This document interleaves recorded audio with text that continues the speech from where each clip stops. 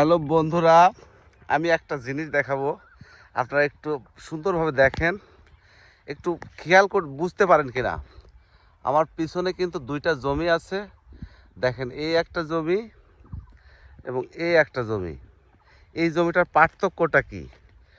পার্থক্য দেখেন, এখন পর্যন্ত কাঁচা আছে এই গাছগুলা, আর এই জমিগুলার কোনো গাছই কাঁচা নেই। কারণ কি?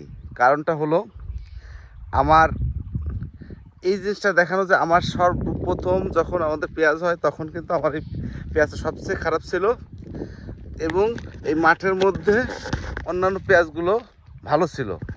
কিন্তু এখন দেখেন আমার এই পেঁয়াজটা দেখেন আপনার সাথে, এইটা এবং এই দেখেন মাঠের অন্যান্য পেঁয়াজ, এইগুলার আর এগুলোর পার্থক্য দেখলে আপনারা বুঝতে পারছেন। শেষ ভালো যার, সব ভালো তার। অবশ্যই যত্ন নিলে রত্ন মিলবে।